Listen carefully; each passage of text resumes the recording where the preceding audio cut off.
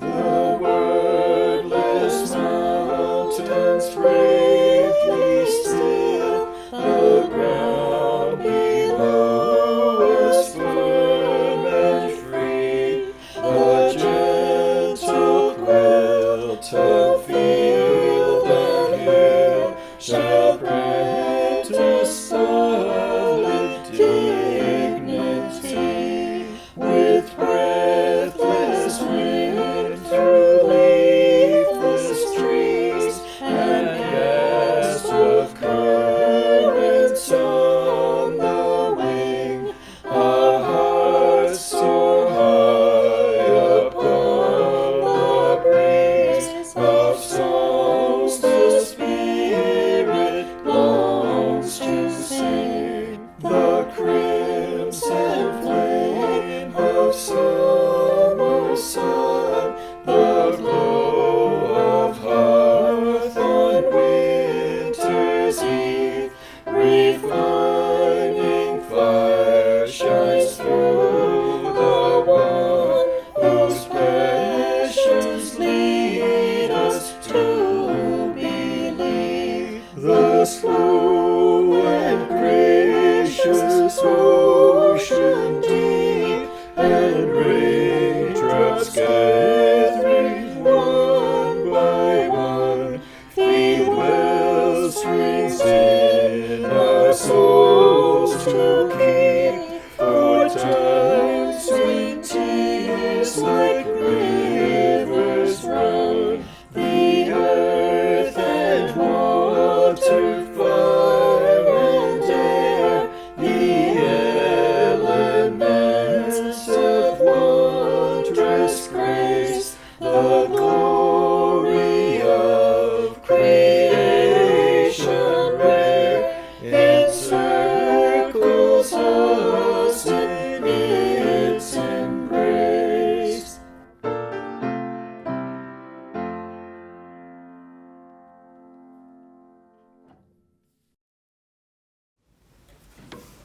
Good morning, and welcome to this online worship service of Neshoba Unitarian Universalist Church in Cordova, Tennessee.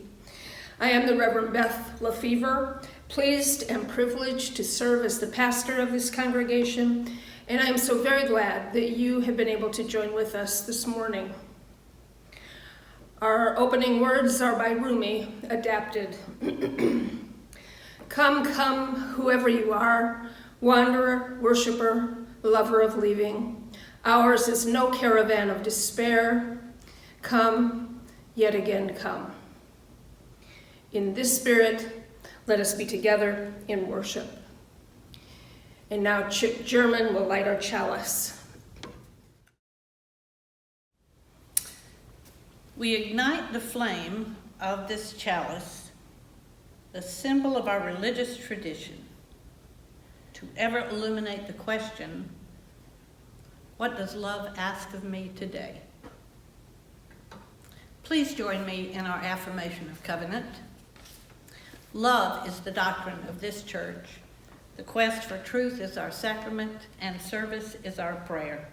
To dwell together in peace, to seek knowledge and freedom, to serve human need, to the end that all souls shall grow into harmony with the divine. Thus do we covenant with each other and with God. Three Little Engines, written by Bob McKinnon, illustrated by Lou Fancher and Steve Johnson. Graduation day was finally here. The Three Little Engines were excited to take their final test of engine school, making their first solo trip over the mountain. On the other side of the mountain, their teacher, the rusty old engine, waited to greet them with their friends and family. Each engine took their place on a different track, waiting for their turn to be called. On track 1 whistled a cheerful and plucky little blue engine. On track 2 puffed the fast and confident yellow passenger engine. And finally on track 3 chugged the strong and fiery red freight engine. The station master called to the little blue engine, "You're up first. Are you ready?" "Yes, ma'am," she replied, and off she went. The sun was shining brightly as the little blue engine rounded a few bends and continued toward the tall green pine trees. When she came to the steepest part of the mountain, she wondered whether she could make it to the top. Up and up the little blue engine climbed, chugging, "I think I can, I think I can, I think I can," and before she knew it, she did. Merrily, she puffed down the mountain, reaching the village without any trouble. The rusty old engine met her at the bottom of the hill. "Congratulations," he said, "you made it." Everyone in the village cheered, and her lights beamed brighter than they ever had before. She was so proud of her hard work that it paid off. Back at the train terminal, the station master called to the little yellow passenger engine. "Are you ready?" "Yes, ma'am," he bellowed, and off he went. The journey on track 2 had more twists and turns. He snaked sharply around big boulders and rumbled over bumpy ground. As a passenger engine, he was pulling lots of cars behind him. He made it up over several smaller slopes, chugging, "I think I can, I think I can, I think I can." But he grew very tired by the time he got to the steepest stretch near the top of the mountain. Dark clouds began to cover the sun. Then, suddenly, strong winds and heavy rain started to blow the passenger engine back. As he tried to push forward, he chattered, I think I can't." He could not go another inch. Exhausted, he stopped in his tracks, smoke slowly sputtering from his stack. The red freight engine, who'd been waiting anxiously to follow her friends, was now up. "Are you ready?" called the station master. "Yes, ma'am," she chugged, and off she went. Her journey on track 3 had a much steeper path to the top of the mountain. She traveled up and down the many slopes, chugging loudly, "I think I can, I think I can, I think I can," the whole way.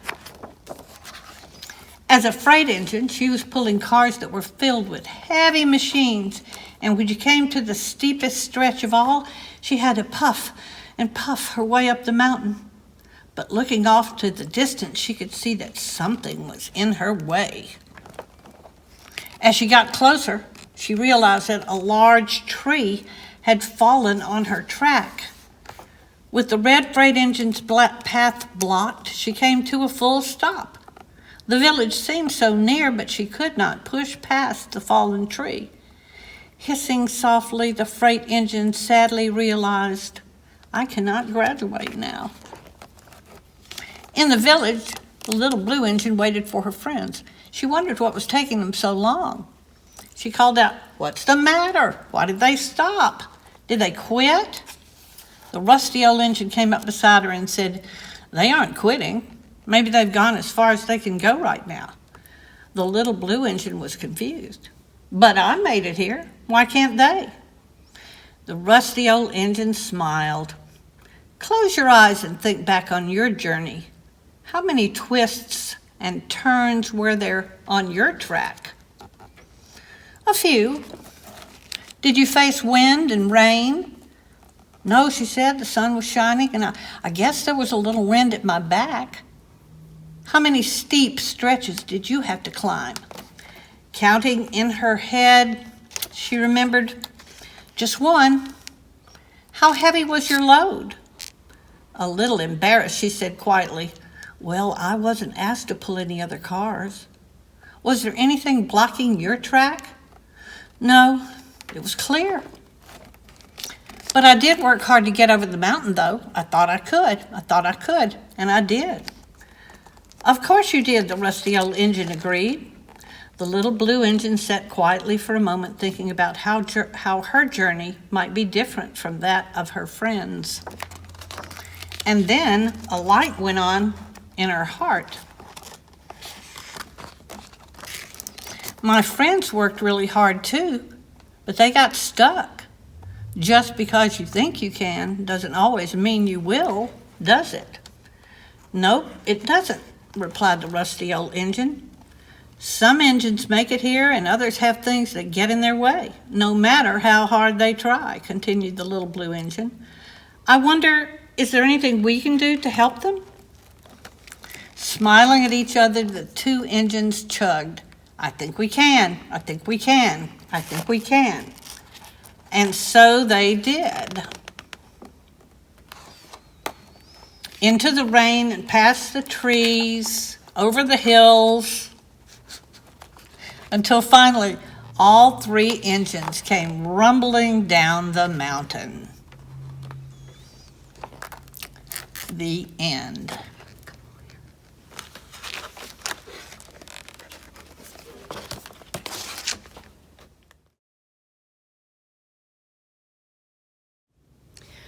Our offering words are by L.R. Nost, author and children's rights advocate. Do not be dismayed by the brokenness of the world. All things break, and all things can be mended. Not with time, as they say, but with intention. So go. Love intentionally, extravagantly, unconditionally. The broken world waits in darkness for the light that is you. Our morning offering will now be joyfully shared and gratefully received.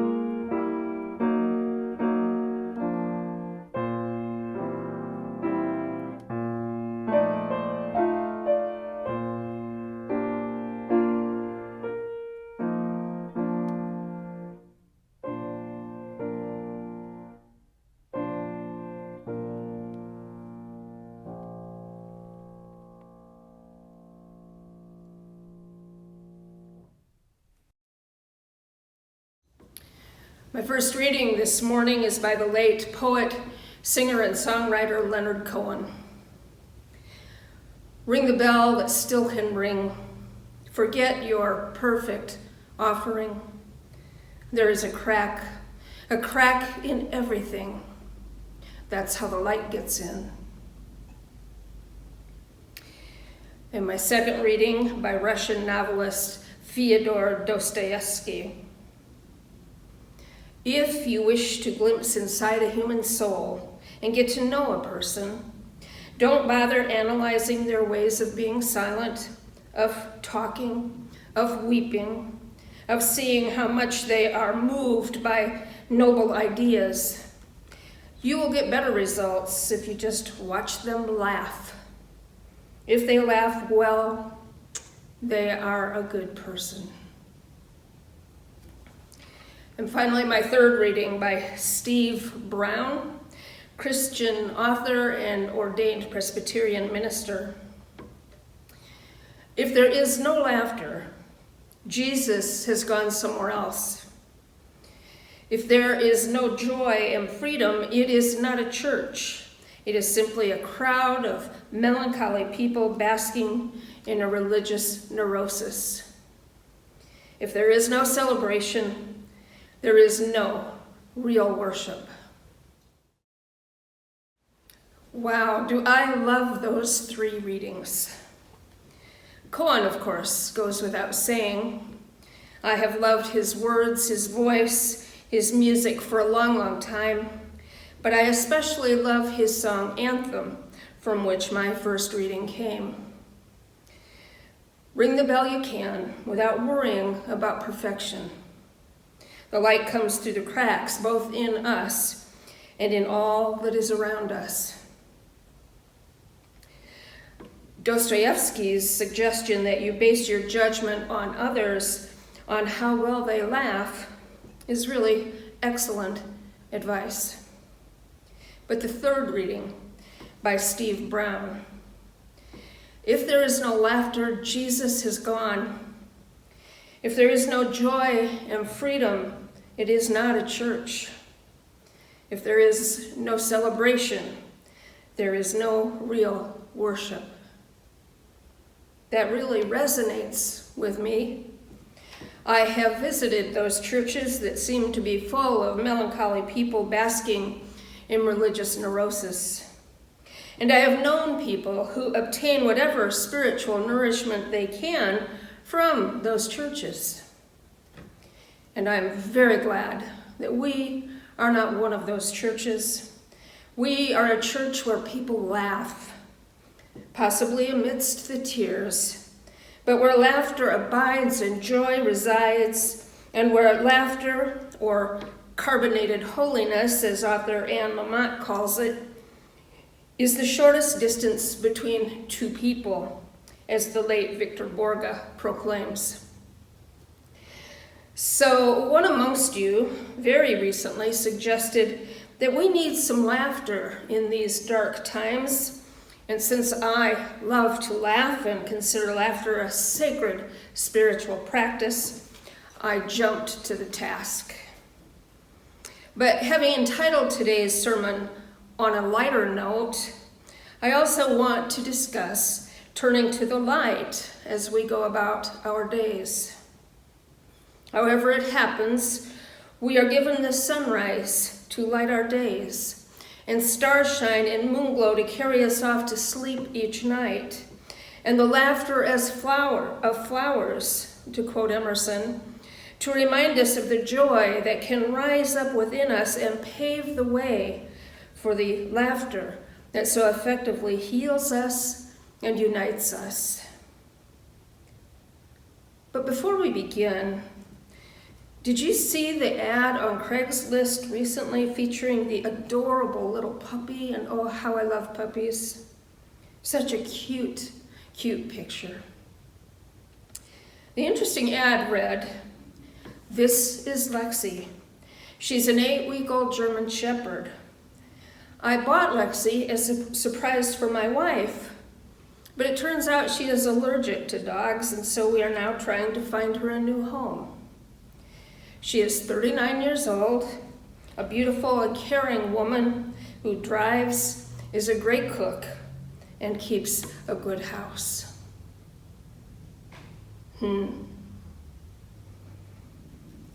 I like jokes. I like jokes that poke fun of ourselves, but not at other people.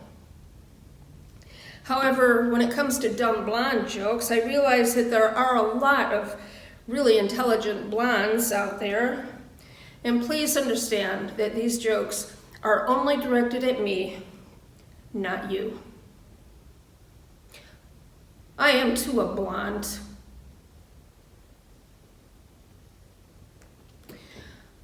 Husband and wife were driving through Louisiana. As they approached Natchitoches, they started arguing about the pronunciation of the town. They argued back and forth. Then they stopped for lunch. At the counter, the husband asked the blonde waitress, "Before we order, could you please settle an argument for us? Would you please pronounce where we are very slowly?" She leaned over the counter and said, "Burger King." I think the husband was also blonde. And here's this. A British Airways employee took a call from a blonde asking the question, "How long is the Concorde flight from London to New York?" Just a minute, if you please," he answered. Then, as he turned to check the exact flight time, he heard an equally polite, "Thank you," and the phone went dead.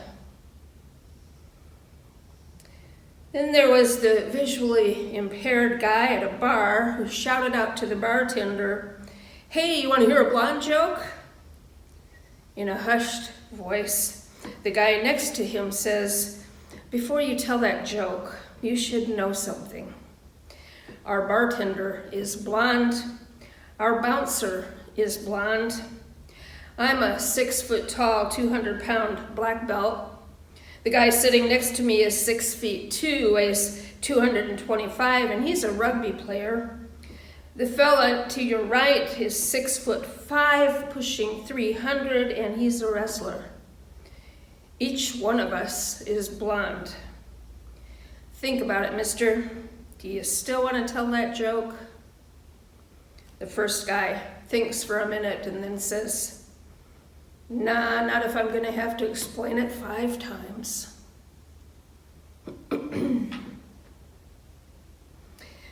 I think the observations that grouchy people make about the world in which they live are also kind of funny, much of the time. For instance, the following, thoughtfully forwarded to me via email. Some things we might all wonder. Why didn't Noah swat those 2 mosquitoes? Why is the time of day with the slowest traffic called rush hour? Why are they called apartments when they are all stuck together? If con is the opposite of pro, is Congress the opposite of progress? Why do hot dogs come in packages of 10 and buns in packages of 8? Then there's my friend who observed, "I didn't make it to the gym today." That makes 5 years in a row. And another friend who said, I decided to stop calling the bathroom the John. I've renamed it Gym. I feel so much better saying I went to the gym this morning. I like naughty jokes. I really like naughty jokes, but alas, I can't really include them here. But I also like story jokes. I kind of like math story problems, but story jokes. So just this one. There was a Scottish painter named Smoky McGregor who was very interested in making a penny where he could, so he often thinned down his paint to make it go a wee bit further. As it happened, he got away with this for some time, but eventually a local church decided to do a big restoration job on the outside of its largest building. Smoky put in a bid on the work, and because his price was so low, he got the job. So he set about erecting a scaffolding and setting up the planks and buying the paint, and yes, I'm sorry to say, thinning it down. Well, Smoky was up on the scaffolding, painting away, the job nearly completed, when suddenly there was a horrendous clap of thunder, the sky opened up, and the rain poured down, washing the thinned paint from all over the church and knocking Smoky clear off the scaffold to land on the lawn among the gravestones, surrounded by telltale puddles of thinned and useless paint. Smoky was no fool. He knew this was a judgment from the Almighty, so he got down on his knees and cried, oh God, forgive me. What should I do?" And from the thunder, a mighty voice spoke. Can you guess? "Repaint," it said. "Repaint and thin no more." A good one, huh? There are so many jokes out there, online, in books told by friends, sitcoms, stand-up comedy on TV. You don't have to look far, you don't have to look hard. But look, you should, because laughter is medicinal. And we all could use a healing ointment now and then, and especially now, when so much in the world seems broken. How else can we bring light and healing into our lives? I've made a list of the things that help me in my life to the extent that I can and do remember to do them. My list is as follows. As much as possible, stop judging. Stop judging. Unclench. Breathe. Breathe. Breathe. Make it a point each day to watch the sun rise or set, taking in only the beauty and the promise, and avoiding all thoughts of climate change and catastrophe during those few moments. Limit news media and social media. I say again, limit news and media exposure. Take a complete break occasionally from news and media exposure. The world will continue even without your frightened, critical notice. Develop a spiritual practice and then practice it. Meditation, gratitude journaling, time in nature, dance or movement, chanting. Come up with something that works for you and then do it. Make time for it daily. Reach out to like-minded friends, sharing that you need a few moments of shared hope and gratitude without getting into any of the ain't it awful conversations. Make room for comedy and humor, and frequently release the laughter that ever resides in your mind, your heart, and your soul. Author Benjamin Elir Sines wrote in one of his books, he tried not to laugh, but wasn't good at controlling all the laughter that lived inside of him. Yes, yes. Let us strive for just that kind of uncontrollable nature. May it be so, and amen.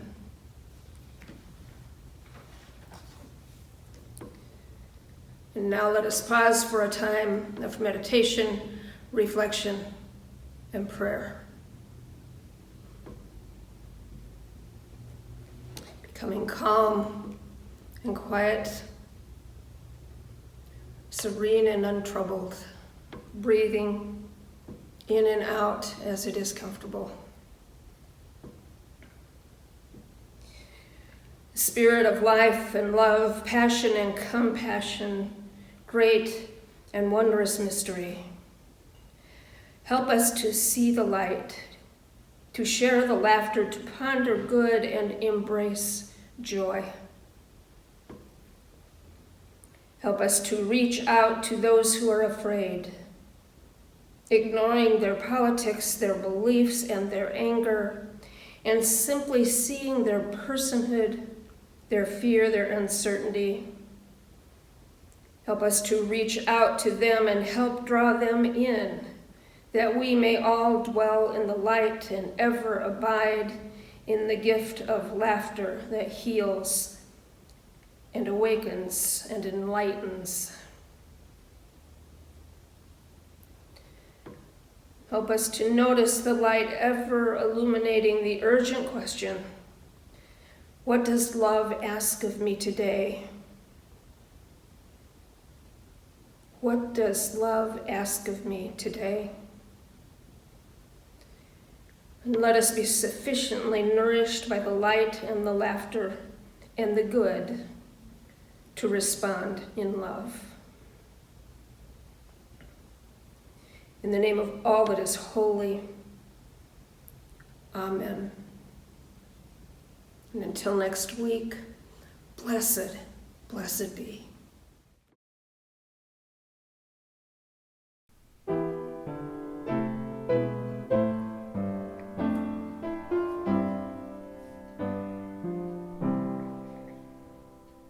Winds be still, storm clouds pass and silence come. Peace grace this time with harmony. Fly, bird of hope, and shine, light of love, and in calm let all find tranquility. Bird, fly high, lift our gaze toward distant view. Help us to sense life's mystery. Fly high and far, and lead us each to see how we move through the winds of eternity. Light shine in, illuminate our inward view. Help us to see with clarity. Shine bright and true, so we may join our songs in